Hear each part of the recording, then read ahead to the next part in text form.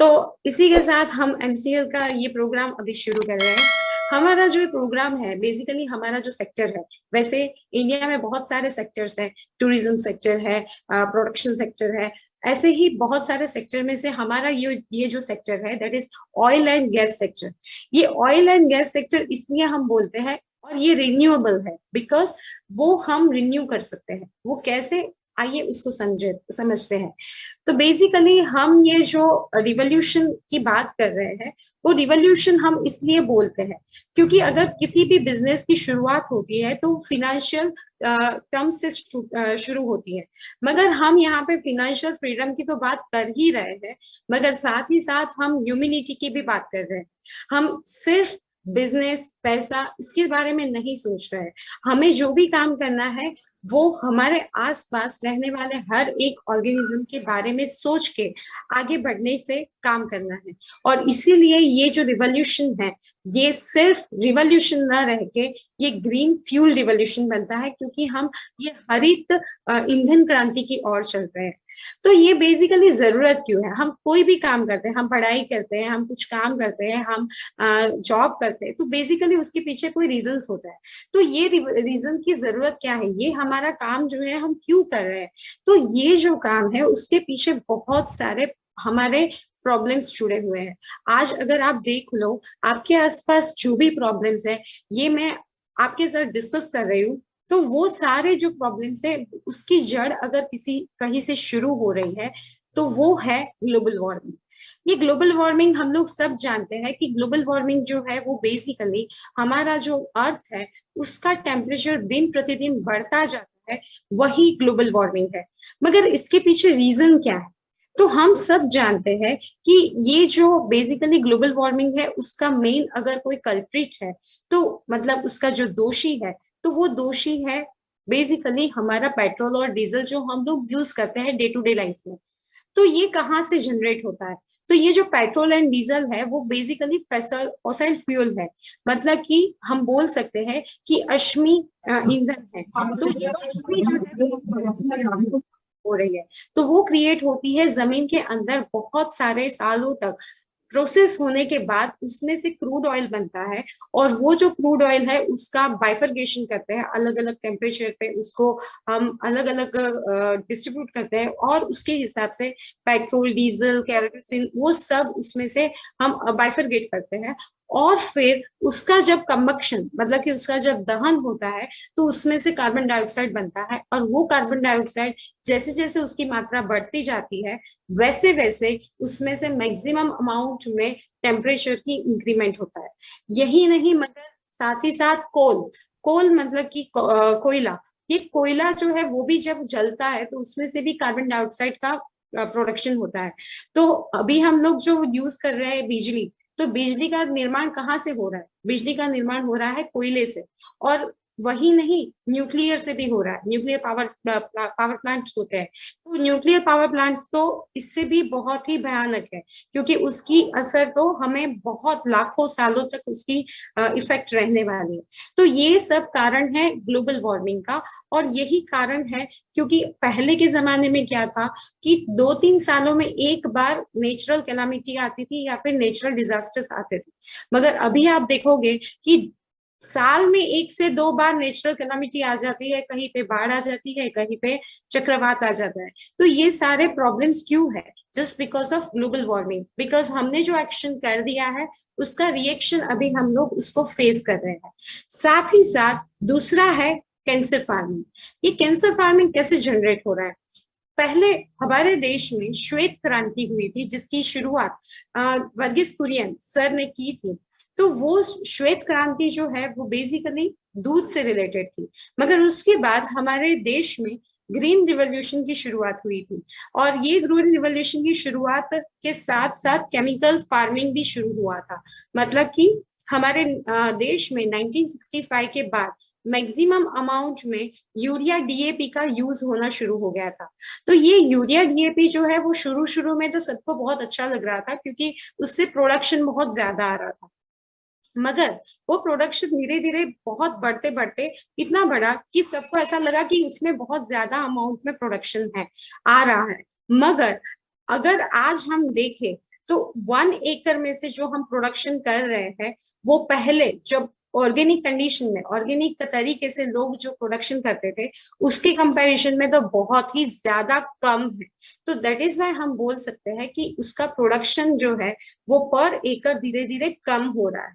और साथ ही साथ इसमें मैक्सिमम अमाउंट में नाइट्रोजन, फॉस्फोरस और पोटेशियम होता है। तो ये जो है जमीन की बेसिकली जो रिक्वायरमेंट है, जमीन की रिक्वायरमेंट है कि उसमें बहुत ज्यादा मिनरल्स चाहिए। तो ये जो मिनरल्स है, पहले के जमाने में क्या था, जब हम ऑर्गेनिक फार्मिंग करते थे, उस टाइम पे हमारे जमीन में नेचुरली अर्थवॉर्म्स थे। तो ये अर्थवॉर्म्स क्या करते थे, तो 15 फीट ऊपर, जमीन के ऊपर आके 15 फीट नीचे जाते थे। दैट मीन्स कि उनका जो कंटिन्यूअस प्रोसेस साइक्लिंग चलता ही रहता था। वो 15 फीट ऊपर आके 15 फीट नीचे जाते थे। सो उससे बहुत सारे पोर्स बनते थे हमारी जमीन में, यानी कि बहुत सारे छेद बनते थे, जिससे कि हवा में, हवा का जो एयर सर्कुलेशन है वो जमीन के अंदर होता था। साथ ही साथ पानी की जो पोरोसिटी है, मतलब कि जो पानी जमीन के नीचे जाना चाहिए, उसकी भी मात्रा बहुत ज्यादा बढ़ती थी। और इसीलिए हमारा जो जमीन का जो पानी का लेवल था वो बहुत ही ऊपर के स्तर पे था। मगर ये फर्टिलाइजर्स यूज करने की वजह से, ये बेसिकली ये तीन जो नाइट्रोजन, फास्फोरस और पोटेशियम का यूज होता है, और उसके साथ साथ बहुत सारे सॉल्ट्स भी बनते हैं। और वो जो सॉल्ट है वो डिकम्पोज हो जाते हैं, वो उसका लेयर बना देते हैं जमीन के ऊपरी स्तर पे। और उसी की वजह से वो ऊपरी जो स्तर है हमारी जमीन का, वो पूरा का पूरा एक सीमेंटिंग लेयर बना देता है। और उसी की वजह से हमें जो प्लांट को जो न्यूट्रिशन जमीन के अंदर से मिलने चाहिए वो नहीं मिलते, नेचुरल तरीके से जो मिलने चाहिए वो नहीं मिलते हैं। और इसीलिए उसमें बहुत सारे डिसीज आते हैं। और वो डिसीज को क्योर करने के लिए हम लोग दूसरे उसके ऊपर पेस्टिसाइड्स का स्प्रे करते हैं, और उसके ट्रेसेस प्लांट्स में रह जाते हैं। वो प्लांट्स का फ्रूट या फिर वेजिटेबल्स जो भी हम खाते हैं, उसके ट्रेसेस हमारे बॉडी में आते हैं। और वही ट्रेसेस हमारे एनिमल्स में भी आते हैं, और उनके उनका जो दूध होता है उसके अंदर भी वही ट्रेसेस होते हैं। सो इस तरीके से वो सारे जो भी केमिकल ट्रेसेस है वो हमारी बॉडी में कंपोज होते होते होते ऐसी डेफिशिएंसी क्रिएट करते हैं, जिससे डिसीज का बढ़ोतरी होती ही रहती है। और इसीलिए हमारी जो रेजिस्टेंस पावर है वो धीरे धीरे कम होता है। और इसी की वजह से हमारे आसपास आपने देखा होगा कि बहुत सारी जगह पे बहुत सारे हमारे रिलेटिव्स या फिर फ्रेंड्स, उसमें कोई ना कोई ऐसा बंदा होता है कि जिसको ये कैंसर का फेस करना पड़ता है। तो ऐसा ये प्रॉब्लम भी हमारे लिए बहुत ही डिफिकल्ट है, जिसको हमें सॉल्व करना पड़ेगा। साथ ही साथ इसके साथ दूसरा भी हमारा एक प्रॉब्लम है, दैट इज फॉरेन एक्सचेंज। अब ये फॉरेन एक्सचेंज में अगर अभी रिसेंटली की बात करूं, तो हमारा 8 लाख करोड़ रुपीस, हमारे जो देश का इतना बड़ी अमाउंट, वो हम लोग हर साल बाहर दे रहे हैं, बिकॉज हमें वहां से क्रूड ऑयल इंपोर्ट करना है, हमें क्रूड ऑयल वहां से लेना है, क्योंकि हमारे डे टू डे लाइफ को हम लोग सिक्योर कर सके। इसलिए हम लोगों को हर साल इतना पैसा हमारा बाहर देना पड़ रहा है। और उसी की वजह से हम जो हमारा फॉरेन एक्सचेंज है वो इतना इस्तेमाल करते हैं। और इसीलिए हमारा जो आम पर्सन है, आम लोग है, उन लोगों को उतनी अपॉर्चुनिटी नहीं मिलती है जितनी मिलनी चाहिए। जो जितना टैक्स पे कर रहे हैं उतनी फैसिलिटी उनको नहीं प्रोवाइड कर सकते, because of this foreign exchange problem. साथ ही साथ प्लास्टिक वेस्ट, ये भी बहुत बड़ी समस्या है, क्योंकि अगर आप देखोगे तो हमारे आसपास बहुत ज्यादा अमाउंट में प्लास्टिक है।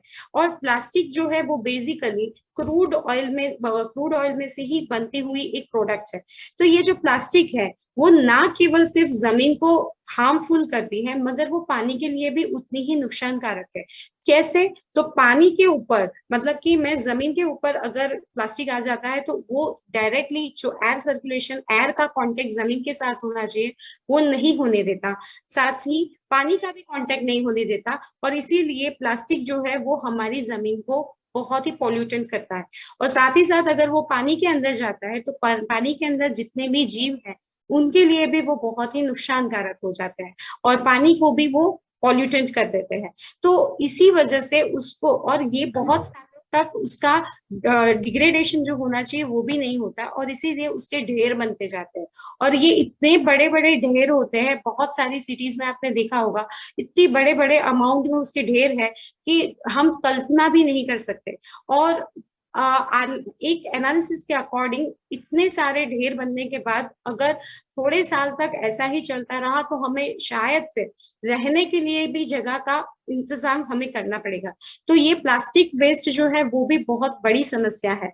और साथ ही साथ हमारे भारत जैसे देश के लिए, जहाँ पे पॉपुलेशन का रेट बहुत ही ज्यादा है, तो वहां पे ऑलरेडी हमारा फॉरेन एक्सचेंज बाहर जा रहा है, तो हम यहाँ पे जो अपॉर्चुनिटी क्रिएट करनी चाहिए वो हम इतने अमाउंट में नहीं कर सकते। और इसी वजह से हमारे वहां पे अनएम्प्लॉयमेंट रेशियो सबसे ज्यादा है। ये सिर्फ युवाओं के लिए भी समस्या नहीं है, मगर ये गवर्नमेंट की भी समस्या हो चुकी है आज की तारीख में। तो ये सारी जो समस्या है, ये कोई ना कोई तरीके से डायरेक्टली या इनडायरेक्टली हम सबसे जुड़ी हुई है। तो ये समस्याओं का हल क्या हो सकता है, ये समस्याओं का हम क्या निदान कर सकते हैं?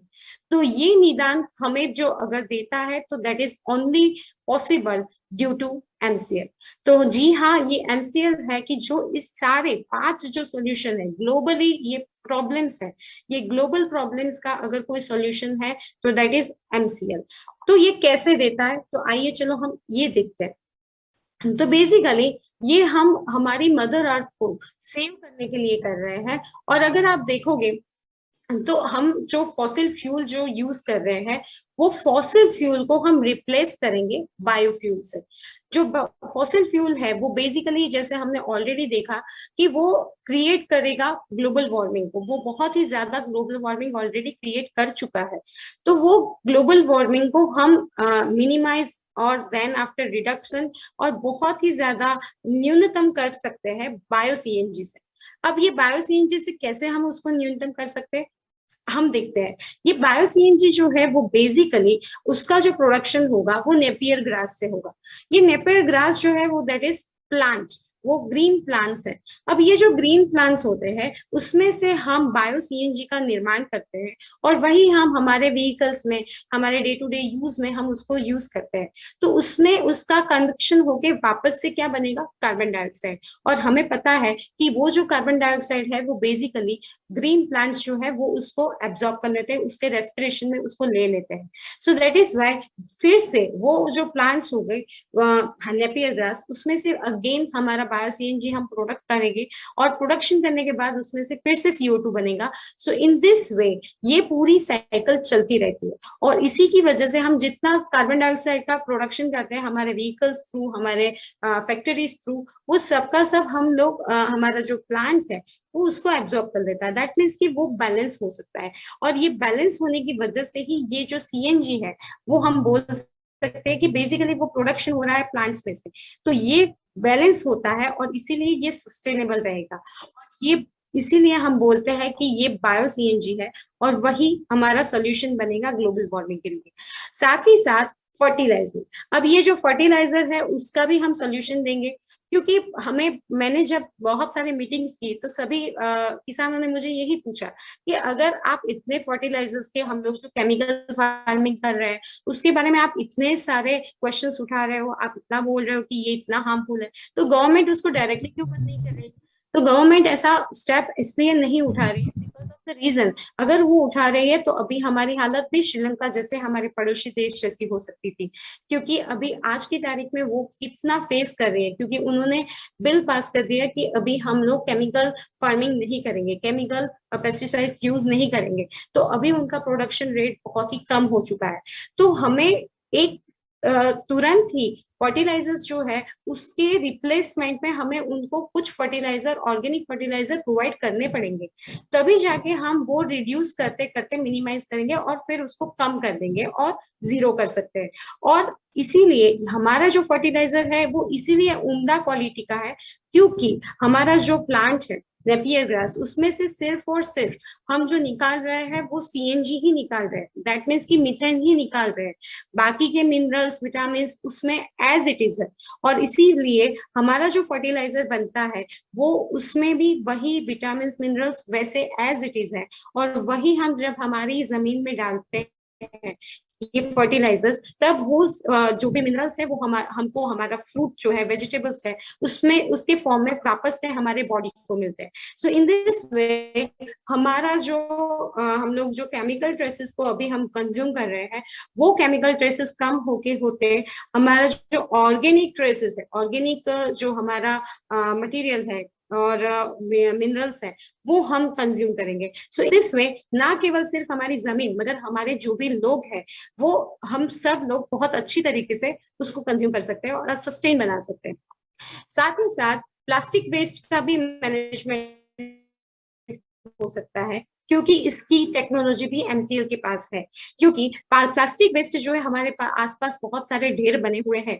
ये प्लास्टिक वेस्ट जो है बेसिकली वो केमिकल या फिर मैं बोल सकती हूँ कि कार्बन चेन है, कार्बन श्रृंखला है। ये प्लास्टिक जो है वो बेसिकली कार्बन श्रृंखला होने की वजह से अगर उसकी प्रोसेस की जाए, तो ये प्रोसेस होने के बाद उसमें से हम फ्यूल का निर्माण कर सकते हैं। और ये फ्यूल निर्माण होने की वजह से ये जो प्लास्टिक के बड़े बड़े ढेर बने हैं, उसका भी हम सोल्यूशन कर सकते हैं। और इसी की वजह से हम उसमें से फ्यूल बना के हम हमारा ये प्लास्टिक का सोल्यूशन लाएंगे।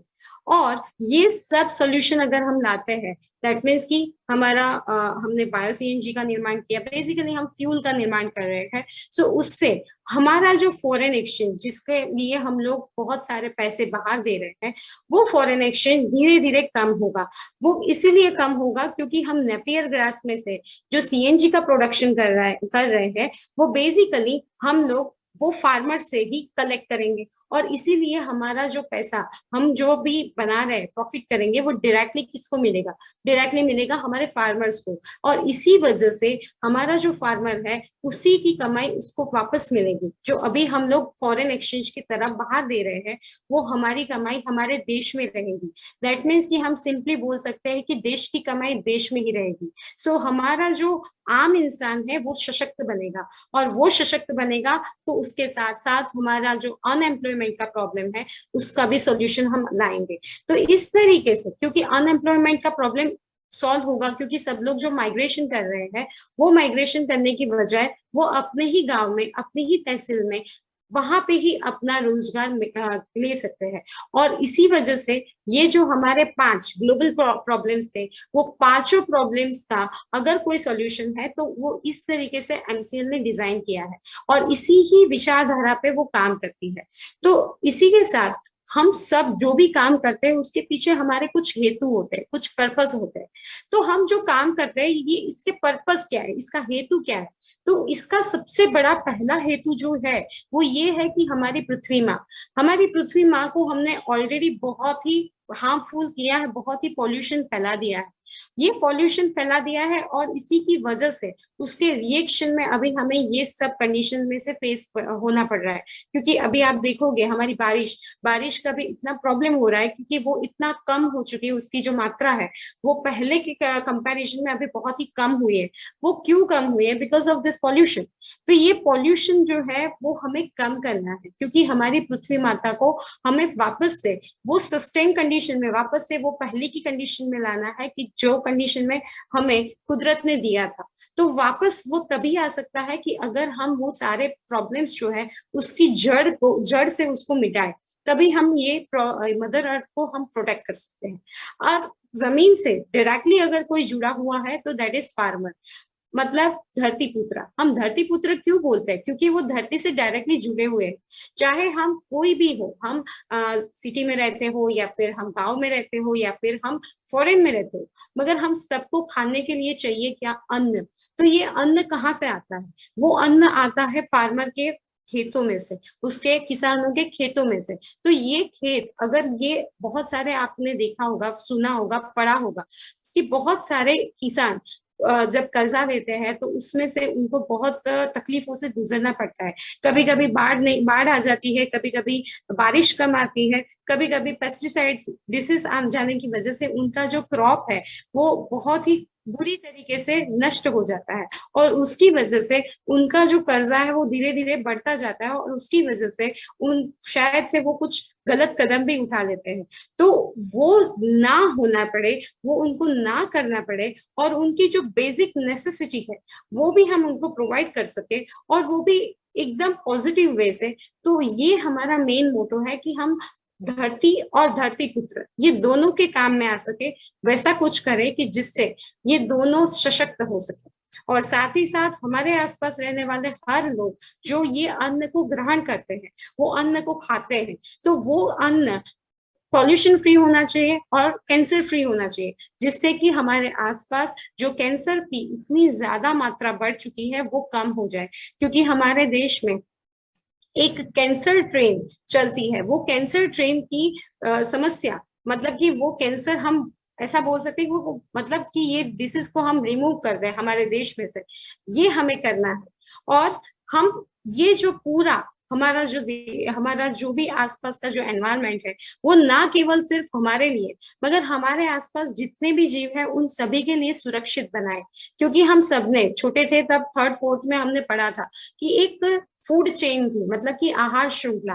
तो आहार श्रृंखला जो थी वो बेसिकली उसमें छोटे से छोटा जीव था, उससे उसका बड़ा जीव उसको कंज्यूम करता था, तो इस तरीके से उससे बड़ा जीव उसको कंज्यूम करता था। तो ये पूरी एक फूड चेन थी, आहार श्रृंखला थी। मगर ये आहार श्रृंखला को हमें बचपन में सिखाया गया था कि अगर हम उसमें से एक भी कड़ी उसमें से अगर टूटती है तो वो पूरी आहार श्रृंखला डैमेज हो जाती है। तो वही काम हमने आज किया है, क्योंकि हमने हमारी आहार श्रृंखला को तोड़ के रख दिया है। आज आप देखोगे तो बहुत सारे पक्षी, बहुत सारे जीव, प्राणी बहुत ही ऐसा है कि खत्म होने की कगार पे है। तो ये क्यों हुआ है? क्योंकि हमारी एक्टिविटी की वजह से। अगर आप देखोगे, मैं छोटा सा एक एग्जांपल देना चाहूंगी। हमारे आसपास वल्चर थे पहले, वल्चर माने कि गिद्ध। तो ये गिद्ध जो है उसकी मात्रा बहुत ही कम हो चुकी है बिकॉज ऑफ हमने डीएपी का यूज किया। तो ये जो डीएपी है फर्टिलाइजर, वो बेसिकली क्या करता है, वो वल्चर की जो रिप्रोडक्टिव सिस्टम है उसको डैमेज करता है, और उसी की वजह से उसका जो एग प्रोडक्शन होना चाहिए वो नहीं हो रहा है और कम हो रहा है। सो इसी की वजह से वो जो वल्चर है उसकी संख्या बहुत ही कम हो चुकी है। और वल्चर बेसिकली क्लीनिंग का काम करता है, मगर हमारे आसपास ये क्लीनिंग का काम, जो मतलब कि छोटे छोटे कीड़े होते हैं, छोटे छोटे जो भी डिसीज फैलाने वाले कीड़े हैं, उसको साफ करने का काम वल्चर करता था। मगर ये वल्चर कम होने की वजह से ये कीड़े बढ़ते हैं और उसी की वजह से हमारा क्रॉप भी उसको नुकसान होता है। तो ये तो हुई एक बात। मगर ऐसे तो बहुत सारे प्राणी हैं, बहुत सारे पक्षी हैं कि जो हमारे आसपास जरूरी है, नॉट सिर्फ फार्मर के लिए नहीं मगर हमारी आहार श्रृंखला को बनाए रखने के लिए। तो ये हमने बिगाड़ी है, उसको वापस से फिर से वही कंडीशन में लाने के लिए हमें प्रयत्न करना है और वही हमें करना है। यही सारे हमारे हेतु है और इसी के बेसिस पे हमारी एमसीएल काम कर रही है। तो ये सिर्फ हमारी एमसीएल नहीं मगर हमारा जो गवर्नमेंट है ये भी उसी के साथ जुड़ा हुआ है।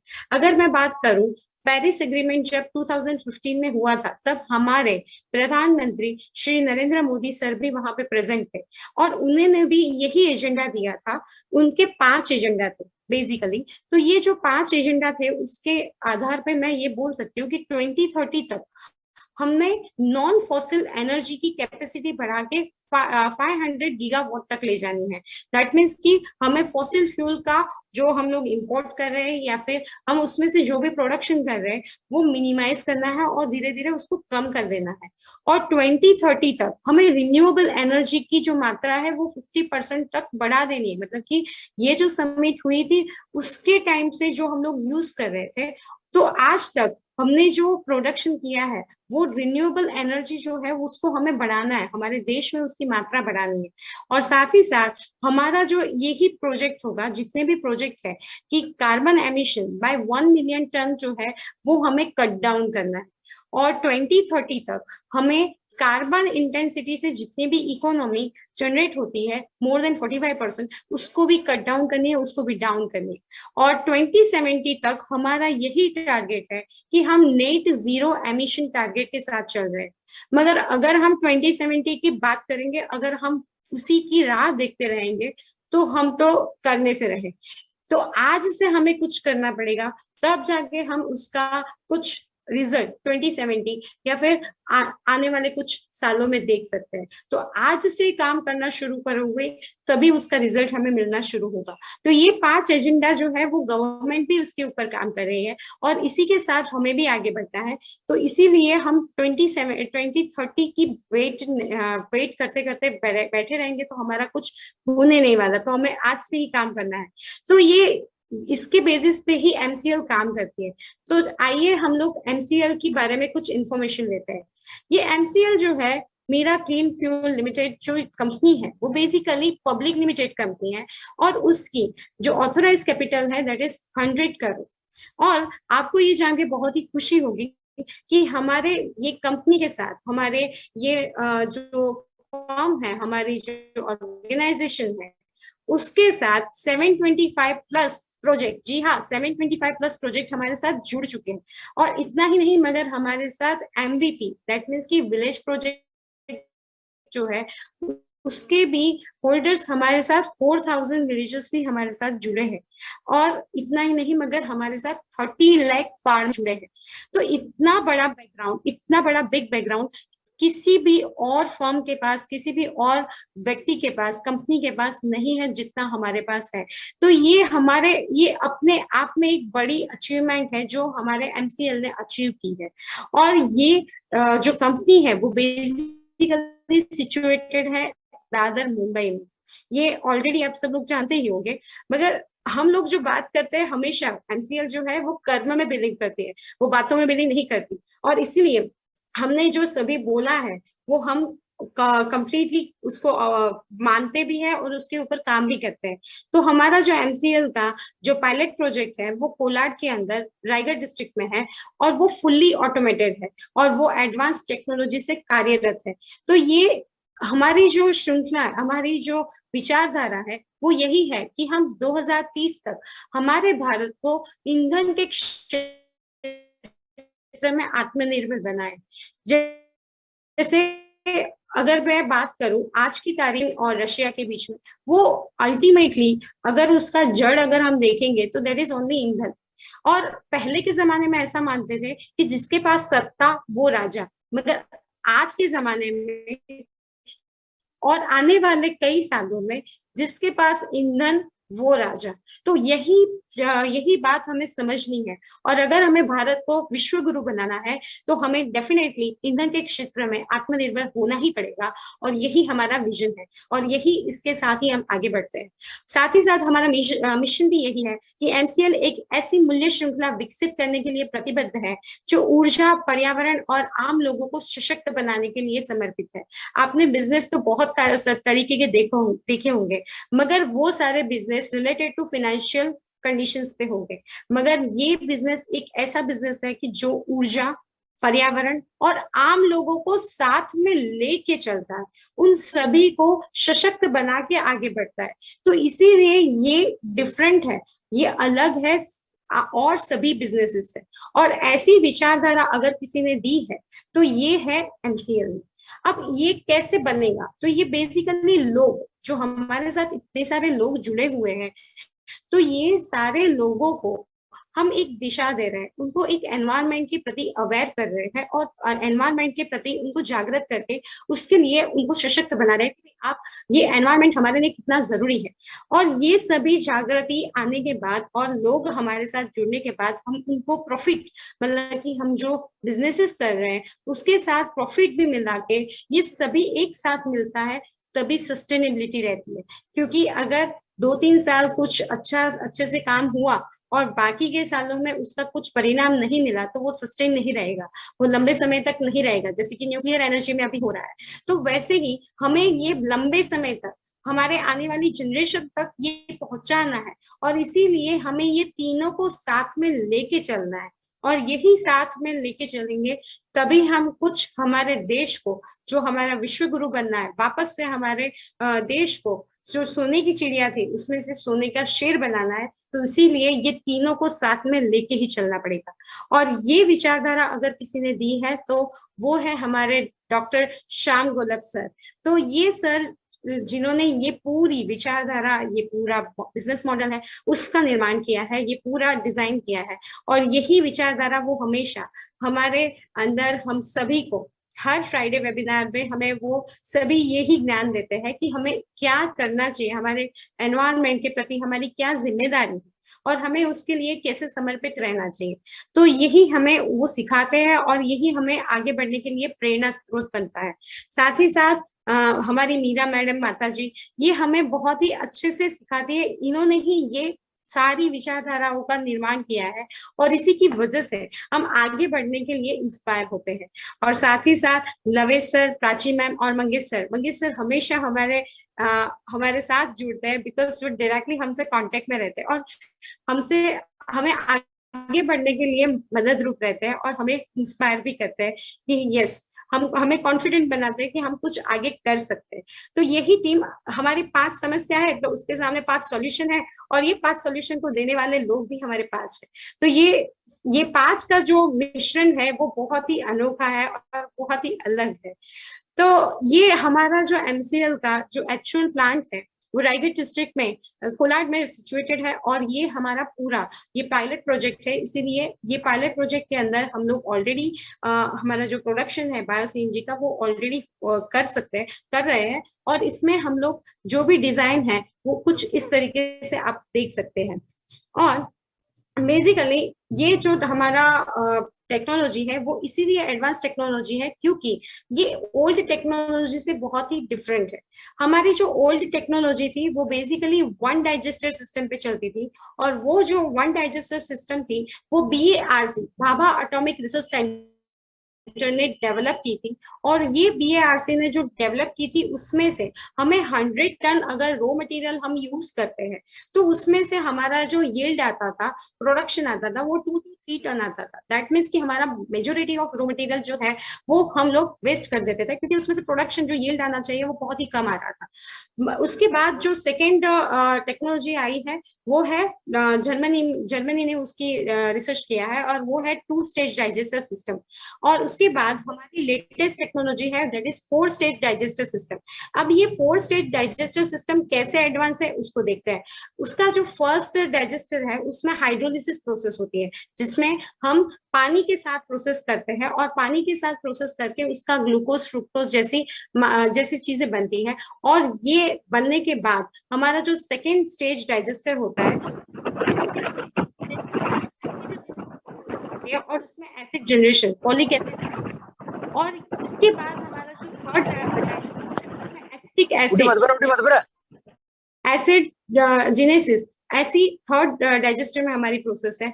और फोर्थ डाइजेस्टर में हमारा मीथेन यानी कि सीएनजी, इसका निर्माण होता है। तो इस तरीके से हमारी ये जो 4 स्टेज डाइजेस्टर सिस्टम जो है वो कुछ इस तरीके से काम करती है, और इसीलिए ये सबसे एडवांस टेक्नोलॉजी है, और इसीलिए ये सबसे उम्दा क्वालिटी की है, और इसीलिए हम लोग ये जो टेक्नोलॉजी है ये वर्ल्ड क्लास टेक्नोलॉजी बोल सकते हैं।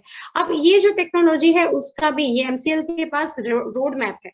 उसकी जो शुरुआत होगी वो 10 टन पर डे, मतलब कि हमारा जो सीएनजी का प्रोडक्शन होगा वो पर डे 10 टन का होगा, ये उसके शुरुआत है।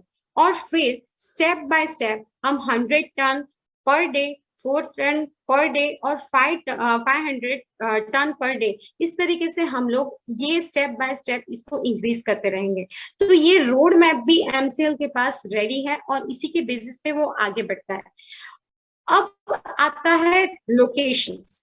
अगर मैं बात करूं कि हमारा जो प्लांट है उसका हम डिफरेंट डिफरेंट लोकेशन पे उसको अवेलेबल कर सकते हैं, क्यों, इसकी जरूरत क्यों है?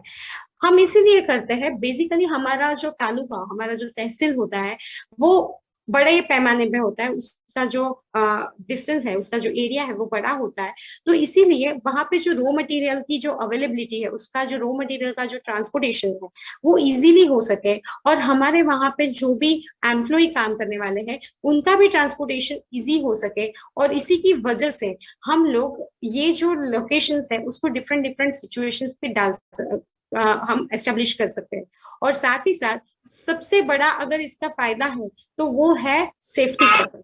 सेफ्टी पर्पस इसीलिए क्योंकि अगर हमने बहुत सारी अलग अलग जगह पे हमारा प्लांट एस्टेब्लिश किया है तो कोई एक प्लांट में कोई भी अगर टेक्निकल इश्यूज आते हैं तो उसको हम ओवरकम करके दूसरे प्लांट्स जो है उसकी तो प्रोडक्शन हमें मिलेगी, मगर कोई एक में भी कुछ भी आता है तो उसको हम चेंज करके हमारे प्रोडक्शन पे कुछ भी उसकी असर नहीं होगी। तो इस तरीके से सेफ्टी पर्पस के लिए भी हमारा ये डिफरेंट लोकेशन का जो आइडिया है उस पे हम काम कर रहे हैं। और साथ ही साथ ये हमारी एमसी जो है उसकी बहुत ज्यादा बिगेस्ट अपॉर्चुनिटी हम इसलिए बोलते हैं बिकॉज ये एम्प्लॉयमेंट प्रोवाइड करता है। आज आपने देखा होगा कि कोरोना के टाइम पे बहुत सारे मजदूर जो थे वो माइग्रेट कर रहे थे और माइग्रेट करके वापस से अपने गांव में आ रहे थे। तो सोचो कि उन्होंने जब माइग्रेशन किया होगा एक्चुअल में, तो वो कितने सारे अमाउंट में कितने सारे लोग अपनी धरती को छोड़ के बाहर सिटी में जा रहे होंगे।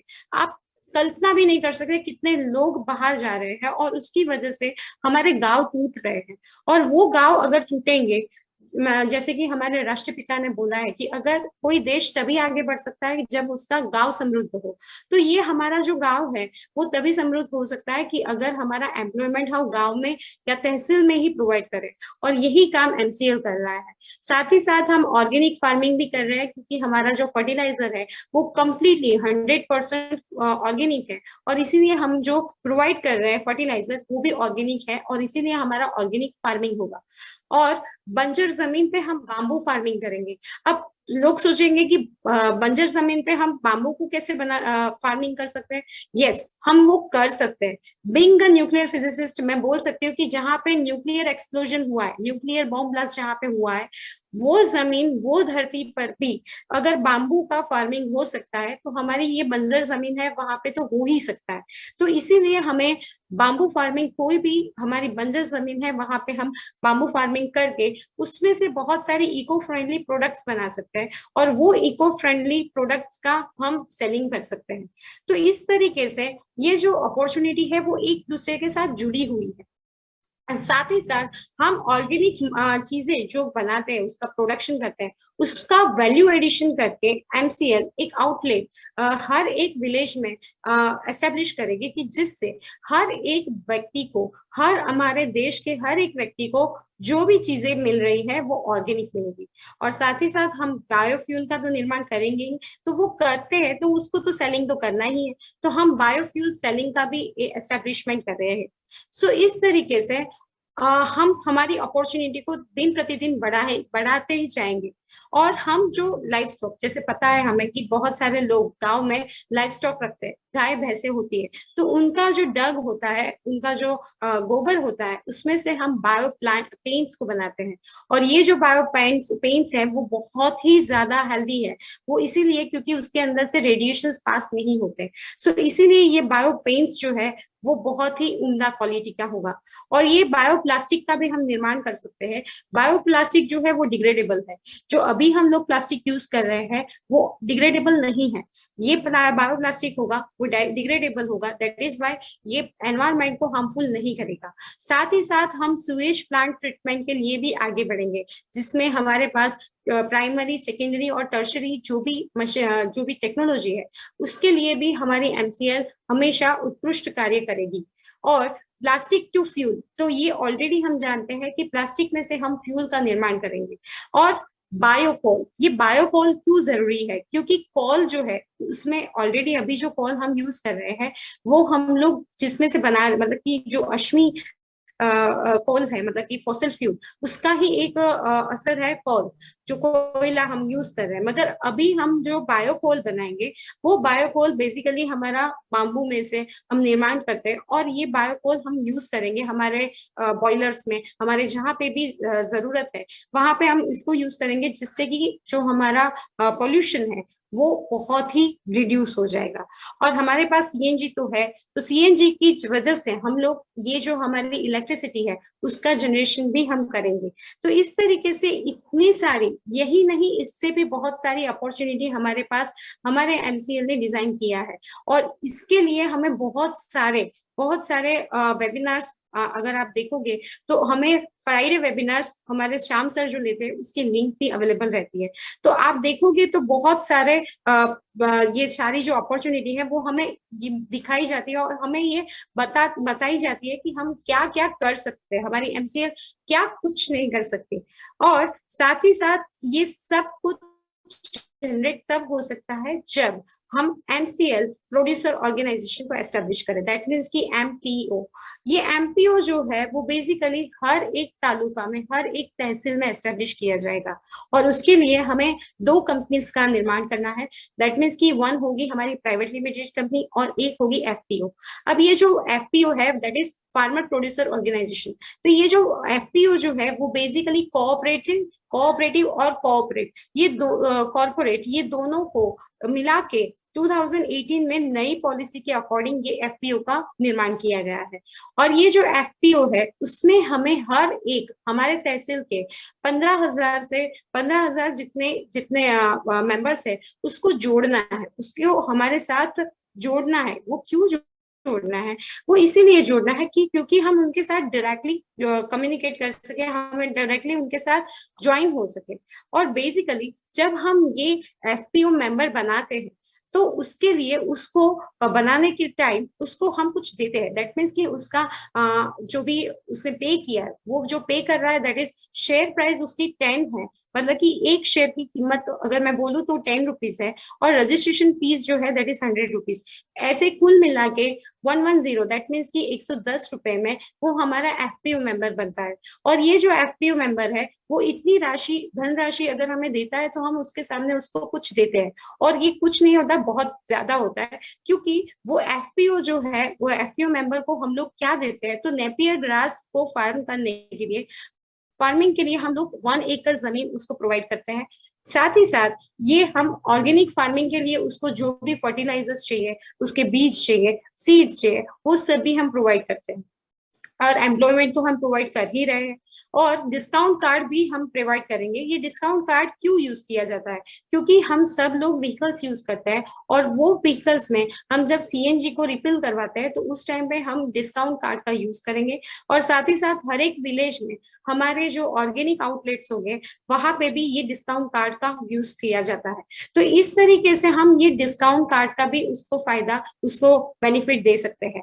और साथ ही साथ हर एक शेयर के लिए हम उसको डिविडेंड देंगे। तो ये इस तरीके से ये पूरा डिजाइन किया गया है कि जो वो धनराशि दे रहा है उसके सामने उसको जो भी उसके बेनिफिट है वो भी मिलेंगे। अब ये कैसे पॉसिबल है? तो ये इस तरीके से पॉसिबल है कि ये जो एफपीओ का जो भी शेयर है वो हमारी जो private limited company, that means की तालुका कंपनी है, उसके अंदर हम उसको इन्वेस्ट करेंगे। दैट मीन्स की हमारा जो 10 रुपीज का एफपीओ का जो शेयर था वो फिजिकल शेयर था, उसको अब हम 1 रुपीज पर शेयर के हिसाब से डिमेट अकाउंट में हम उसको शेयर देंगे। और उसी की वजह से मतलब कि हमारी जो शुरुआत में जो कंपनी एस्टेब्लिश हुई होगी वो 10 टन पर डे की है। तो वो 10 टन पर डे की जो कंपनी है उसमें हम लोग ये इन्वेस्ट कर रहे हैं उसके शेयर। तो वो जब कंपनी ग्रो अप होते होते स्टेप बाय स्टेप उसका जब एस्टेब्लिशमेंट हो जाएगा तो वो 100 टन पर डे जाती है, तब वो कंपनी आईपीओ में जाती है। और वो आईपीओ में जब जाती है तो according to SEBI rules, SEBI के रूल्स के अकॉर्डिंग उसका जो 1 रुपीज का जो शेयर था वो एवरेजली मिनिमम 100 रुपीज बढ़ जाता है। सो इस तरीके से वो जो हमारी तालुका कंपनी थी उसका ग्रो अप बढ़ते बढ़ते 100 रुपीज, उसका शेयर जो है वो 1 रुपीज से बढ़ते 100 रुपीज हो चुका है। तो इस तरीके से ये जो शेयर है उसकी वैल्यूएशन बढ़ती है। और इसी तरीके से हम उसने जो 10 रुपीज अगर शेयर किए हैं तो उसके सामने उसको बहुत ही ज्यादा अमाउंट में पैसे हम देते हैं। तो इसे क्योंकि ये हम लोग इसी तरीके से काम करते हैं। तो ये एक उसको फिजिकल शेयर होता है, और तीसरा होता है डीमेट शेयर जो डीमेट अकाउंट में हम देते हैं। तो इसी तरीके से ये पूरा जो स्ट्रक्चर है जो हम एफपीओ मेंबर जो हमारे साथ जुड़े हैं उनके साथ इस तरीके से काम कर सकते हैं। और साथ ही साथ हम हवा में कभी बातें नहीं करते, तो हमारा ये जो प्रोडक्शन होगा वो कैसे होगा? तो अगर हमने 100 टन रो मटेरियल अगर लिया है नेपियर ग्रास का और या फिर एग्रीकल्चरल वेस्ट, तो ये 100 टन अगर हम लेते हैं तो उसमें से हमें आउटपुट क्या मिलेगा?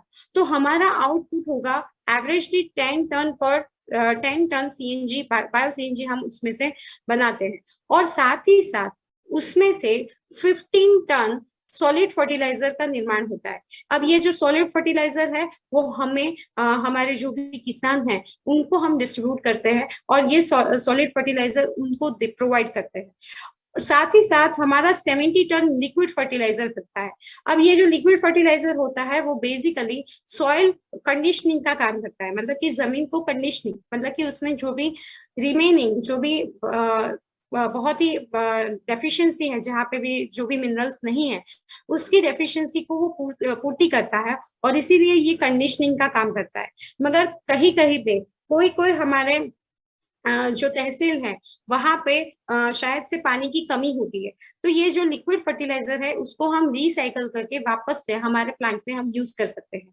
और उसके साथ साथ हमारा 5 टन CO2 भी निर्माण होता है। अब ये जो CO2 होता है वो that is in liquid form.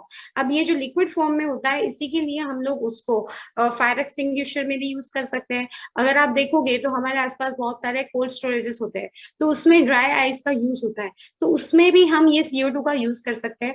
और व्हाइट हाउसेस, ग्रीन हाउसेस, उन सभी में ये CO2 का यूज होता है। सो इस तरीके से हमारा जो 100 टन रो मटेरियल है उसका 100% हम यूटिलाइज करते हैं।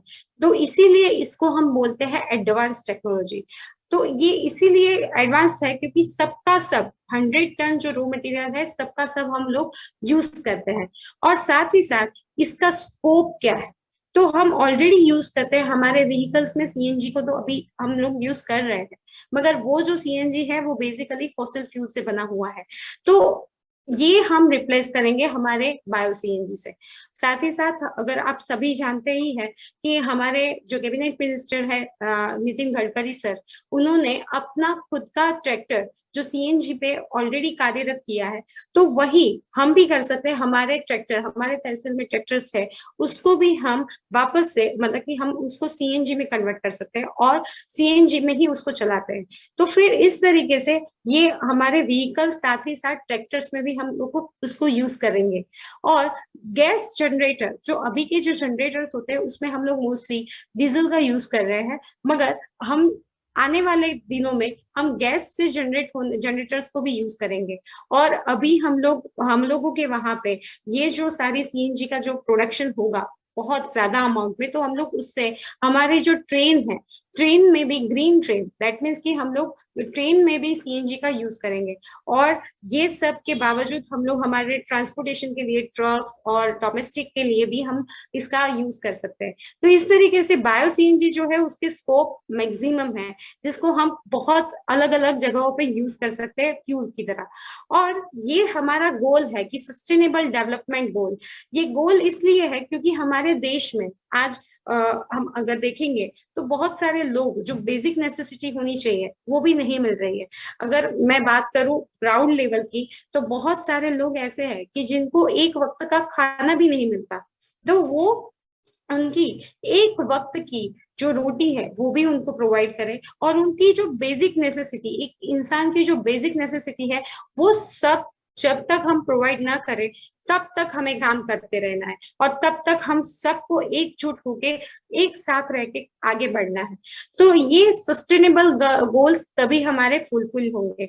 हम सिर्फ जमीन के लिए नहीं, मगर हम लोग वाटर में रहने वाले हर एक जीव के लिए भी काम करेंगे, कि जिससे हमारा एनवायरनमेंट फिर से वापस से उसी कंडीशन में आ जाए जिस कंडीशन में हमें कुदरत ने दिया था। तो ये सब पॉसिबल तभी है कि अगर हम एमसीएल के साथ जुड़े, और एमसीएल के साथ जो हमारे एमसीएल विलेज प्रोजेक्ट है उसके साथ भी जुड़े। एमवीपी, ये एमवीपी जो है वो बेसिकली एमसीएल का हार्ट है।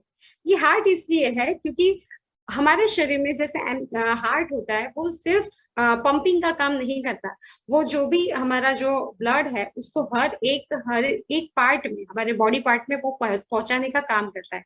तो वैसे ही ये एमवीपी है, वो भी एमसीएल का हार्ट है। वो किस तरीके से, आइए हम देखते हैं। तो बेसिकली जो हमारा एमसीएल का जो मॉडल है उसको समझते हैं। तो पहला एमसीएल जो है वो एमपीयू के साथ, दैट मीन्स की एमसीएल प्रोड्यूसर ऑर्गेनाइजेशन इसके साथ जुड़ा है। और वो एमपीयू एमवीपी के साथ, हर एक विलेज में आए हुए एमवीपी के साथ जुड़ेंगे। और ये एमवीपी 15,000 किसानों के साथ, फार्मर के साथ जुड़ेंगे। तो इस तरीके से ये पूरा मॉडल है। ये जो मॉडल है वो बेसिकली, ये हम बोल सकते हैं कि ये हमारा अमूल मॉडल है। और ये अमूल मॉडल से ही ये इंस्पायर डिजाइन किया गया है हमारा एमसीएल मॉडल। तो कुछ इस तरीके से वो काम कर रहा है। अब ये जो एमबीपी है उसके प्रोजेक्ट के लिए रिक्वायरमेंट्स क्या क्या है। तो उसके लिए रिक्वायरमेंट्स है कि 1.5 लाख डिपॉजिट जो भी एमवीपी मेंबर होगा उसको करनी है। और साथ ही साथ उसकी 2.5 एकड़ जमीन होनी चाहिए कि जिससे वो कुछ फार्मिंग का काम है वो आगे बढ़ा सके। अब जब हमारा प्लांट डेवलप होगा उससे आगे, उससे पहले उसको लाइट कनेक्शन, 1 फेज का लाइट कनेक्शन होना चाहिए। और 1 इंच वाटर कनेक्शन भी उसका होना चाहिए कि जिससे उसका जो प्रोडक्शन है, उसका जो फार्मिंग है वो आगे बढ़ा सके। साथ ही साथ उसका जो उसका जो फार्म है उसमें हमें 1/2 एकड़ फेंसिंग करनी चाहिए। तो जिससे वो एमवीपी जो है वो अपना आगे का काम, जो आगे उसको एमसीएल में जो रोल अदा करना है वो आगे कर सके। तो उसका क्या क्या रोल हो सकता है, जैसे कि हमारे हार्ट में, हार्ट क्या करता है बेसिकली, उसके अंदर ब्लड आता भी है और उसमें से बाहर भी जाता है। तो सेम वे हमारा जो एमवीपी है वो वही काम करता है। एमवीपी जो है एमपीओ में जो भी जनरेट होता है, जैसे कि फर्टिलाइजर, सीड्स, ऑर्गेनिक फर्टिलाइजर, ये सब का जो भी डिस्ट्रीब्यूशन करना है, और साथ ही साथ जो भी कलेक्शन करना है रॉ मटेरियल्स का, वो कलेक्शन करने के लिए उसको एक वेयर हाउस की नीडेड होगी, जरूरत होगी। और इसीलिए वो गोडाउन का एक निर्माण करना होगा। और साथ ही साथ उसका एक ट्रेनिंग सेंटर भी होगा कि जहाँ पे उसने जो सीखा है, उसने जो जाना है, वो और किसानों को भी ज्यादा, उसको भी, उनको भी जानना बताए। और उनको भी वो सब कुछ बताए कि जो उसने जो भी सीखा है अपने ट्रेनिंग सेशन में, वो उन सभी जो भी किसान है उसके साथ जुड़े हुए उन सभी को बताए।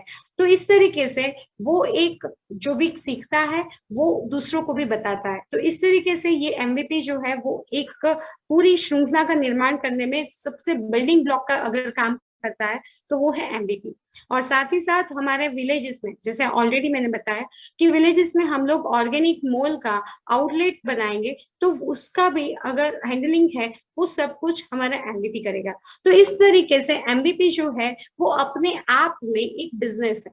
क्योंकि ये एमवीपी जो है हमारी संस्कृति बहुत ही हस्तकला, हम बोल सकते हैं कि हम माटी कला, इस सब से जुड़े हुए हैं। तो ये सब हमारी संस्कृति जो है उसमें हमारी बहुत ही उम्दा क्वालिटी थी। हम उसमें बहुत ही ज्यादा उत्तीर्ण थे, हम बहुत बोल सकते हैं कि हम फर्स्ट रैंक पे थे। तो आज भी, आज की तारीख में भी इसकी सबसे ज्यादा डिमांड है। मगर हम बोल सकते हैं कि due to some financial problems या फिर कोई रीजंस की वजह से ये जो संस्कृति है वो धीरे धीरे कम हो रही है। तो ये फिर से हमें पुनः निर्मित करनी है, वो पुनः निर्माण करके हमें उसको फिर से जिंदा करना है। और यही निर्माण हम कर सकते हैं क्योंकि हमारे एमवीपी डायरेक्टली इससे जुड़े हुए हैं। और यही एमवीपी को हमें वापस से लाने में एमसीएल हमारा योगदान करेगा। और एमसीएल इससे डायरेक्टली कंप्लीट करेगा और इसको आगे बढ़ने में मदद रूप रहेगा। तो ये जो हमारे आसपास बहुत सारे हस्तकला है उसको आगे लाने में, उसको आगे बढ़ाने में एमसीएल का बहुत ही उम्दा रोल होगा। और उसमें एमबीपी जो खुद से ऑलरेडी ये सारे बिजनेसेस से जुड़ा है वो डायरेक्टली इससे आगे बढ़ेगा। सो इस तरीके से ये पूरा एमबीपी हमारे लिए बहुत ही हार्ड का काम करता है। और ये क्यों जरूरी है, क्यों ग्राम पंचायत को हमें इतना फोर्टिफाई करने की जरूरत है, क्यों इसको इतना सस्टेन करने की जरूरत है। बिकॉज हमारा ये विजन है, हमारा हर एक ग्राम पंचायत, जितने भी ग्राम पंचायत है उसमें 0 वेस्ट होना चाहिए। मतलब कि वहां पे कुछ भी वेस्ट जनरेट नहीं होना चाहिए। और वेस्ट जनरेट जो होता है उसका भी हम बैलेंस कर ले। और साथ ही साथ उनको वाटर मिलना चाहिए, पानी, पानी की जरूरत है। क्योंकि हम आसपास देखते हैं कि बहुत सारे गांव में अगर आप देखोगे, ये अगर समर की सीजन अभी है तो वहां पे बहुत सारे लोगों को 1 1 मंथ तक, 2 2 महीने तक पानी नहीं मिलता है। तो ये पानी को प्रोवाइड करने की जिम्मेदारी हमें उठानी चाहिए। और साथ ही साथ ये सब दोनों अगर उसका कंप्लीटली सस्टेन हो जाता है फुलफिल हो जाता है तो उनकी हेल्थ में तो सुधार होगा ही होगा, और एजुकेशन नहीं होगा, क्योंकि अगर हर एक व्यक्ति एजुकेटेड होगा तो हमारा देश एजुकेशन में आगे बढ़ता है। और हमारी ये सब एजुकेशन हेल्थ अच्छी होगी तो हमारी जो कम्युनिटी बनेगी वो सबसे उम्दा और सबसे बेस्ट होगी। और हमारे पास जो एसआरएस फंड आएगा उसमें से हम इलेक्ट्रिसिटी और रोड, ये सब जो बेसिक नेसेसिटी है उसका भी हम उसको फैसिलिटी जो है वो भी हम प्रोवाइड करेंगे। और साथ ही साथ एम्प्लॉयमेंट का तो सोल्यूशन हम दे ही रहे हैं। और स्पोर्ट्स, ये स्पोर्ट्स जो है वो एक अच्छी कम्युनिटी बनाने के लिए सबसे इम्पोर्टेंट रोल प्ले करता है। बहुत सारे बच्चे हैं जिनमें बहुत अच्छी क्वालिटी होती है खेलने के लिए, मगर फिर भी वो लोग अच्छे से खेल नहीं पाते हैं, जस्ट बिकॉज उनके पास उतनी फैसिलिटी नहीं है। तो हम हर एक ग्राम पंचायत में ऐसा स्पोर्ट्स कॉम्प्लेक्स निर्माण करेंगे कि जिससे उनको वो सारी फैसिलिटी मिले कि जिससे वो अपना नाम, अपने देश का नाम आगे बढ़ा सके। साथ ही साथ हम इमरजेंसी एड, मतलब कि कोरोना के टाइम पे बहुत सारी जगहों पे जो बेसिक नेसेसिटी होनी चाहिए वो भी नहीं थी, और उसी की वजह से लोगों को एक जगह से दूसरी जगह पे घूमना पड़ता था। तो वो कंडीशन फिर से अगर इन फ्यूचर आती है तो हमें ये फिर से कंडीशन में से गुजरना ना पड़े। और इसी के लिए हमारे हर एक ग्राम पंचायत में इमरजेंसी एड की निर्माण करना चाहिए, और यही हमारा विजन है, और इसी के साथ हम आगे बढ़ते हैं। और ये सब तभी मुमकिन है अगर हमारा एमबीई प्रोजेक्ट, उसकी रिक्वायरमेंट्स हम उसको समझते हैं। तो ये जो एमबीई प्रोजेक्ट है वो बेसिकली कहाँ से शुरू हो रहा है? तो ये एमबीई प्रोजेक्ट जो है वो हमें एस्टेब्लिश करने के लिए उसकी जड़ से जाना है। उसका स्टार्टिंग जो पॉइंट है वो है साइट। अब ये जो साइट सिलेक्शन है वो कैसे करेंगे? तो साइट सिलेक्शन के लिए बहुत सारे क्राइटेरिया है, और वो क्राइटेरिया को ध्यान में रखते हुए हमें आगे बढ़ना है। तो वो क्राइटेरिया में पहला क्राइटेरिया अगर मैं बोलूं तो हमें हाई टेंशन इलेक्ट्रिक लाइन जहां से पास ना होती हो वैसी लाइन सिलेक्ट करनी है। वो इसीलिए लैंड ऐसी सिलेक्ट करनी है, उसका रीजन ये है क्योंकि हमें जो भी हमारी जो अगर वहां से हाई टेंशन इलेक्ट्रिक लाइन पास होगी तो हमें परमिशन लेने में बहुत सारी दिक्कतें आ सकती हैं। साथ ही साथ हमें वाटर रिक्वायरमेंट बहुत ही अच्छी तरीके से होनी चाहिए, अवेलेबिलिटी बहुत ही अच्छी होनी चाहिए, और मगर वाटर बॉडीज जो है उससे दूर होना चाहिए, क्योंकि वाटर बॉडीज में अगर पानी बहुत ज्यादा आया तो हमारे प्लांट को वो प्रॉब्लम कर सकता है। सो इसीलिए हमारी वाटर अवेलेबिलिटी होनी चाहिए मगर वाटर बॉडीज से दूर होना चाहिए। साथ ही साथ हमारा जो प्लांट एस्टेब्लिश करेंगे उसके लिए जो जमीन है उसके 0.5 मतलब कि हाफ किलोमीटर के एरियल डिस्टेंस में हम विलेजेस या फॉरेस्ट एरिया या हिस्टोरिकल प्लेसेस को मिनिमाइज करें या फिर उससे दूर रहना जरूरी है, तभी हमारी परमिशन हमें मिल सकती है। और अगर मैं बात करूँ तो बहुत सारे हमारे वहां पे दो टाइप के जोन होते हैं हमारे। एक तो होता है रूरल एरिया और दूसरा होता है अर्बन एरिया। तो जो रूरल एरिया होता है उसके अंदर हमें ग्राम पंचायत में से एनओसी लेनी पड़ेगी, और एनओसी जब मिलती है तभी हम साइट के लिए आगे बढ़ सकते हैं। और साथ ही साथ अगर हमने अर्बन एरिया में अगर हमारी पसंद की है तो उसमें अलग अलग green 12 metre zone, commercial zone etcetera. तो हमें ग्रीन जोन में तो सिलेक्ट करना ही नहीं है, हमें इंडस्ट्रियल जोन को पसंद करना है कि जिससे हम लोग हमारी साइट को अच्छे से निर्माण कर सके। और हमारा जो साइट का जो लैंड है उसके लिए जो रोड है वो 12 मीटर अप्रोचेबल होना चाहिए। अगर ये सारे क्राइटेरिया हमारी जमीन, हमारी खुद की जमीन अगर फुलफिल करती है तो हम उसको सिलेक्ट कर सकते हैं हमारी साइट के लिए। मगर अगर नहीं कर रही है तो हमें लैंड को एज अ लीज हमें अरेंज करनी है। तो ये हुई सारी बातें साइट की लैंड सिलेक्शन के लिए, जमीन सिलेक्शन के लिए। अब जमीन सिलेक्शन हो जाने के बाद हमें एग्रीकल्चरल टू नॉन एग्रीकल्चरल करना है। अब उसके लिए हमारे पास क्या क्या होना चाहिए? तो उसके लिए हमें लैंड सर्वे करना पड़ता है। तो ये क्यों जरूरी है? क्योंकि हमें उसकी बैरिंग कैपेसिटी देखनी पड़ेगी, क्योंकि इतना बड़ा प्लांट अगर हम लगाते हैं तो ये जमीन हमारी कितनी उसको बैर कर सकती है, कितना उसका टॉलरेंस पावर है, वो हमें चेक करना पड़ता है, और इसीलिए उसका सर्वे जरूरी है। साथ ही साथ ऑटोकैड, ये बेसिकली सॉफ्टवेयर है कि जिससे पूरा जो भी हमारा जमीन है उसका पूरा हम डिजाइन क्रिएट करते हैं, उसका हमें पूरा डिटेल्स में स्ट्रक्चर चाहिए। और ये साथ ही साथ हमें रोड से कितना डिस्टेंस है मेन रोड से, वो भी हमें चेक करना है। और ये सभी के साथ साथ हमें एमसीएल से एमबीई ड्राइंग लेना है। जिसको हमें सबमिट करना है हमारी एनए की फाइल। साथ ही साथ हमारा ग्राम पंचायत से एनओसी तो होना ही चाहिए, ये तो कंपलसरी है। और एनए एप्लीकेशन के लिए हमें जमीन के जो बेसिक डॉक्यूमेंट्स हैं, जैसे कि 7, 12, 8 है, ये सब डॉक्यूमेंट्स तो चाहिए। और डीएलआर मैप, पहले टीएलआर मैप था, मगर अब हम लोग डीएलआर मैप को यूज करते हैं और वो हम लोग फाइल में अटैच करते हैं। और साथ ही साथ ये फाइल जो है वो बेसिकली अब दो तरीके से है, पहले हमें ऑनलाइन तो सबमिट करनी ही है, और साथ ही साथ हमें कलेक्टर ऑफिस तक भी पहुंचानी है। तो इस तरीके से ये अकॉर्डिंग टू तहसील टू तहसील या फिर स्टेट टू स्टेट वेरी करता है, मगर मोस्टली हमें ये दोनों तरीके से इसको आगे बढ़ाना है। तो इस तरीके से ये सारे बेसिक नेसेसिटी है for agricultural to non agricultural. साथ के साथ हमें स्टेट पॉल्यूशन कंट्रोल बोर्ड की परमिशन चाहिए। बेसिकली ये जो स्टेट पॉल्यूशन कंट्रोल बोर्ड है, वो अगर मैं गुजरात की बात करूं तो that is Gujarat pollution control board. तो ये गुजरात पॉल्यूशन कंट्रोल बोर्ड जो है उसके कंसेंट में हमें क्यों लेना चाहिए, तो वो इसलिए लेना चाहिए बिकॉज हम लोग प्रोडक्शन कर रहे हैं, मैन्युफैक्चरिंग कर रहे हैं, और इसीलिए मैन्युफैक्चरिंग एक्टिविटी के साथ हमेशा ये कंसेंट जुड़ा होता है, और इसीलिए हमें ये कंपल्सरी लेना होता है। तो ये बेसिकली दो स्टेप में होता है। सो कंसेंट टू एस्टेब्लिश, ये कंसेंट टू एस्टेब्लिश हम तब लेते हैं जब हमारी मशीनरी हम इंस्टॉल करते हैं, उससे पहले ये हमें लेना है। और फिर एक बार इंस्टॉलेशन हो जाए और उसको ऑपरेशन में लाने से पहले हमें कंसेंट टू ऑपरेट। तो इस तरीके से दो स्टेप में हमारी ये जीपीसीबी की जो कंसेंट डिजाइन किया गया है। अब ये हमारा जो प्लांट होता है वो बेसिकली 4 टाइप्स में, मतलब कि अलग अलग 4 टाइप में वो कैटेगराइज किया गया है। उसमें से फर्स्ट कैटेगरी है that is red category. Red category के अंडर में वो प्लांट्स आते हैं जिसमें मैक्सिमम अमाउंट में केमिकल पॉल्यूशन का निर्माण होता है। ऑरेंज कैटेगरी में वो प्लांट्स आते हैं जिसमें रेड के कंपैरिजन में कम पॉल्यूशन का निर्माण होता है, मतलब निर्माण होता है। और ग्रीन कैटेगरी में वो प्लांट्स आते हैं जैसे कि एग्रोबेस, वैसी जो भी इंडस्ट्री है वो ग्रीन कैटेगरी में आते हैं। और व्हाइट कैटेगरी में वो प्लांट है कि जिसमें जीरो पॉल्यूशन, जिसमें कोई पॉल्यूशन जमीन का नहीं, हवा का नहीं, पानी का नहीं, कोई पॉल्यूशन नहीं होता, वो सारे प्लांट व्हाइट कैटेगरी में आते हैं। तो ये जो सारे जो भी टाइप्स है वो कैसे डिसाइड हुए, तो ये डिसाइड हुए हैं अकॉर्डिंग टू बिजनेस एक्टिविटी। आप बिजनेस कैसे, कौन से टाइप का कर रहे हो, कैसे टाइप से कर रहे हो, उस पर डिपेंड करता है कि आपकी कैटेगरी कौन सी होगी।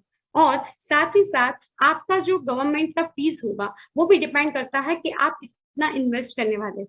तो आपको जान के ये खुशी होगी कि हमारा जो एमसीएल है उसको सेंट्रल पॉल्यूशन कंट्रोल बोर्ड ने हमें इसको व्हाइट कैटेगरी में कैटेगराइज किया है। दैट मीन्स कि हम रियल में बोल सकते हैं कि वी आर वेरी लकी कि हमें ऐसा प्लेटफॉर्म मिला है कि जहाँ पे हम ना केवल सिर्फ हमारे लिए मगर हमारे आसपास के हर एक जीव के लिए काम कर रहे हैं, और उनको बिना नुकसान पहुंचाए, और उनको उल्टा हम लोग उसको बहुत ही फोर्टिफाई कर रहे हैं, बहुत ही उसको सशक्त कर रहे हैं। तो इसी तरीके से ये जो स्टेट पॉल्यूशन कंट्रोल बोर्ड है उसके लिए हमने ये डिजाइन किया गया है। और साथ ही साथ उसके लिए कौन कौन से डॉक्यूमेंट्स रिक्वायर है, तो ये डॉक्यूमेंट्स उसके लिए सबसे पहले हमारा बिजनेस रजिस्ट्रेशन प्रूफ चाहिए, जो हमने प्राइवेट लिमिटेड कंपनी रजिस्टर की है, उसके लिए जो भी प्रूफ है वो हमें तैयार करना है। और केवाईसी एप्लीकेंट, जो भी एप्लीकेंट है उसका केवाईसी भी होना चाहिए। मैन्युफैक्चरिंग प्रोसेस, ये मैन्युफैक्चरिंग प्रोसेस कैसे उसका एक रिपोर्ट होगा वो हमें डिजाइन करना है।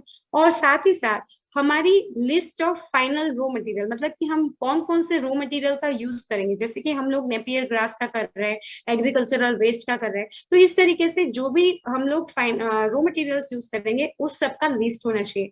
फाइनल प्रोडक्ट, मतलब कि हमारे कौन कौन से प्रोडक्ट बनने वाले हैं और उसके साथ हमें कौन कौन से बाय प्रोडक्ट मिलने वाले हैं, उसका भी हमें लिस्ट एस्टेब्लिश करके पूरा बना के हमें एज ए डॉक्यूमेंट सबमिट करना है। साथ ही साथ हम investment certificate for pollution control system, उसके लिए कितना इन्वेस्टमेंट करने वाले हैं, पॉल्यूशन कंट्रोल करने के लिए कितना इन्वेस्ट होना चाहिए, तो हमारे वहां पे पॉल्यूशन तो जनरेट हो ही नहीं रहा, मगर हम उसके लिए भी कौन कौन सी कंडीशंस को ला सकते हैं, उसके लिए भी हमें लिस्ट डॉक्यूमेंट्स तैयार करके सबमिट करना है। साथ ही साथ इलेक्ट्रिसिटी कनेक्शन, मतलब कि हम कितना इलेक्ट्रिसिटी यूज कर रहे हैं, कितने अमाउंट में यूज कर रहे हैं, उसकी डिटेल्स हमें चाहिए। और उद्यम रजिस्ट्रेशन, ये उद्यम रजिस्ट्रेशन इसीलिए हमें चाहिए क्योंकि हम लोग प्रोडक्शन से जुड़े हुए हैं, मैन्युफैक्चरिंग से जुड़े हुए हैं, जो ट्रेडिंग से रिलेटेड जो भी बिजनेसेस है उसके लिए हम लोगों को उद्यम रजिस्ट्रेशन करना कंपलसरी नहीं होता है। मगर हमारा मैन्युफैक्चरिंग डिपार्टमेंट है, हम मैन्युफैक्चर कर रहे हैं, दैट इज वाई हमें उद्यम रजिस्ट्रेशन करना नेसेसरी है, और वो भी हमारा डॉक्यूमेंट्स में आता है। साथ ही साथ हमारी जो कंपनी होती है उसमें बोर्ड होता है, और ये बोर्ड में से रिजोल्यूशन पास होना चाहिए, और उसका ऑथराइजेशन भी डॉक्यूमेंटेशन के फॉर्म में हमें देना है।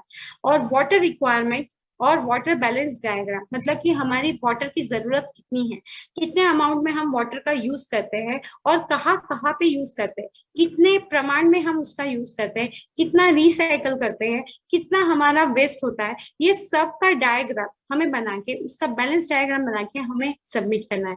तो इस तरीके से स्टेट पॉल्यूशन कंट्रोल बोर्ड की परमिशन हम जब फाइल करते हैं, तो उसके लिए ये नेसेसरी डॉक्यूमेंट्स है जिसको हमें तैयार करने हैं और वो हमें सबमिट करना है।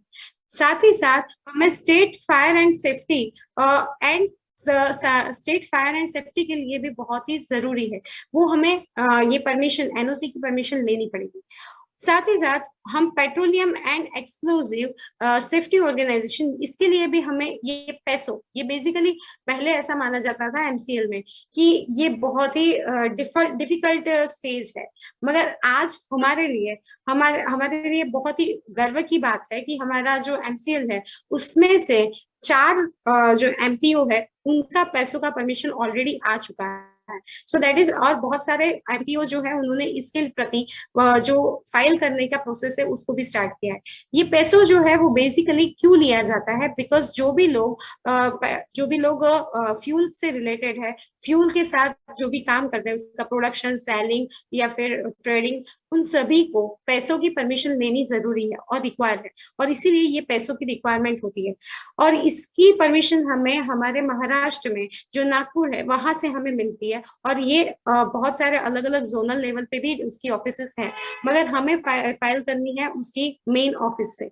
साथ ही साथ उद्योग आधार रजिस्ट्रेशन इसलिए जरूरी है क्योंकि हम मैन्युफैक्चरिंग सेक्टर से है। जो ट्रेडिंग सेक्टर से है उसके लिए ये रजिस्ट्रेशन कंपलसरी नहीं है, मगर हम इसीलिए कंपलसरी है क्योंकि हमारा मैन्युफैक्चरिंग डिपार्टमेंट है।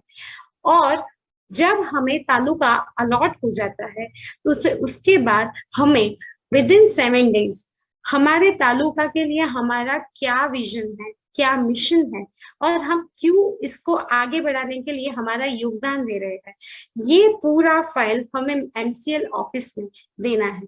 और साथ ही साथ हमारे तालुका के लिए कौन कौन से ग्राम पंचायत है, ग्रुप ग्राम पंचायत क्या है, उसका विलेज का जो भी डेटा है, पॉपुलेशन क्या है, उसमें कितने लोग हैं, कितने लाइव स्टॉक है, उस सभी का जो भी विलेज का डेटा है वो हमें प्रोवाइड करना है हमारी एमसीएल ऑफिस को, और उसका हमें मेल करना है, और ये मेल हमें विद इन 7 डेज करना है।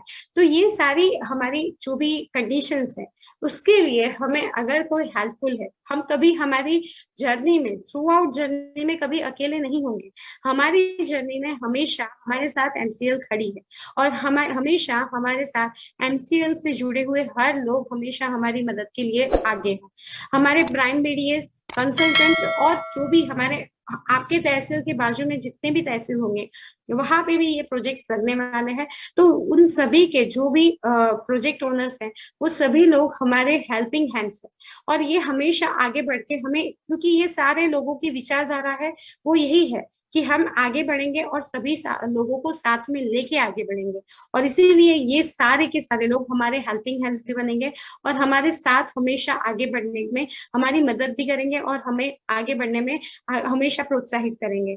तो ये है हमारा एमसीएल परिवार।